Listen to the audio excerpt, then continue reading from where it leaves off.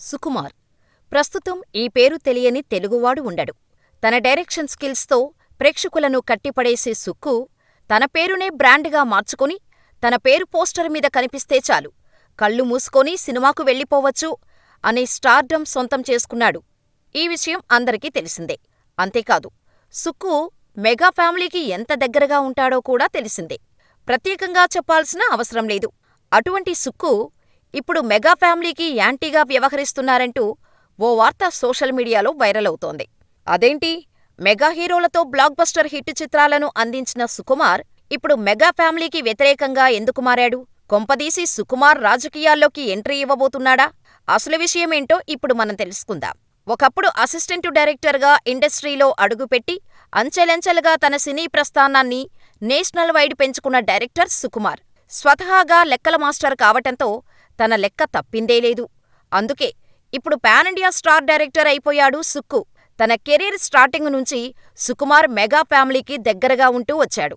రామ్ చరణ్తో రంగస్థలం cinema తీసిన సుక్కు ఆ సినిమాలో రామ్ చరణ్లో ఉన్న పూర్తిస్థాయి నటుడిని, నట విశ్వరూపాన్ని అందరికీ తెలిసేలా చేశాడు.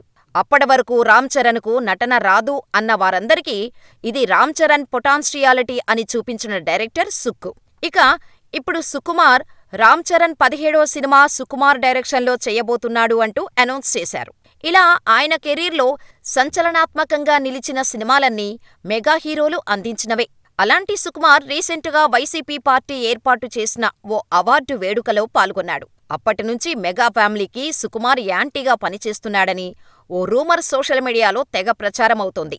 గతంలో అల్లు అర్జున్ కూడా ఇలాగే వైసీపీ నేత, స్నేహితుడు శిల్ప రవిచంద్రకు సపోర్ట్ చేయటంతో అల్లు అర్జున్ మేనమామ పార్టీ అయిన జనసేన కాకుండా వైసీపీకి సపోర్ట్ చేస్తున్నాడని మెగా అభిమానులు, అల్లు అభిమానులు వార్ చేసుకున్నారు. అంతేకాదు, ఈ ఇష్యూ మెగా వర్సెస్ అల్లు అన్నట్టు తయారైంది.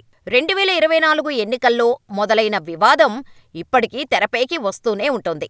ఇలా మెగా ఫ్యామిలీకి అల్లు అర్జున్ దూరమయ్యాడు. ఇప్పుడు సుకుమార్ కూడా వైసీపీకి సపోర్ట్ చేయటంతో టాలీవుడ్ ఇండస్ట్రీలో గుసగుసలు వినిపిస్తున్నాయి. సుకుమారేమీ రాజకీయాల్లోకి ఎంట్రీ ఇవ్వట్లేదు కదా అనే ప్రశ్నలు కూడా జనాల్లో వినిపిస్తున్నాయి.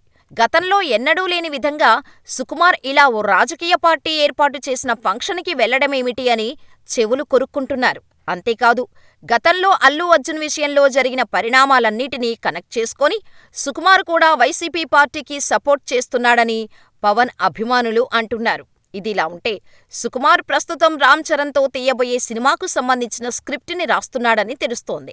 రామ్ చరణ్ ప్రస్తుతం బుచ్చిబాబుతో సినిమా చేస్తున్నాడు. ఆ సినిమా తర్వాత సుకుమార్ సినిమాలో నటించనున్నాడు రామ్ చరణ్. ఇదంతా తెలిసి కూడా కొంతమంది సుకుమార్ మెగా ఫ్యామిలీకి వ్యతిరేకంగా వ్యవహరిస్తున్నాడు అని ప్రచారం చేస్తున్నారు. ఇక్కడ మనం గుర్తించవలసింది ఒకటే, వైసీపీ పార్టీ ఇచ్చిన అవార్డుల ఫంక్షన్కి వెళ్లడం అనేది సుకుమార్ వ్యక్తిగతం. మెగా ఫ్యామిలీతో ఉన్నంత మాత్రాన ఎదుటివారు వచ్చి పిలిచినప్పుడు వెళ్లకూడదు అనే రూల్ లేదు కదా. అంతేకాదు, అక్కడకు వెళ్లి మెగా ఫ్యామిలీపై కానీ, జనసేనపై కానీ, లేక కూటమి ప్రభుత్వంపై కానీ ఏదైనా కామెంట్స్ చేశాడా? అదేమీ లేదు కదా. ఇదంతా సోషల్ మీడియాలో వస్తున్న రూమర్స్ మాత్రమే. ఇందులో ఎంతమాత్రం నిజమనేది లేదు. కాలమే చెబుతోంది.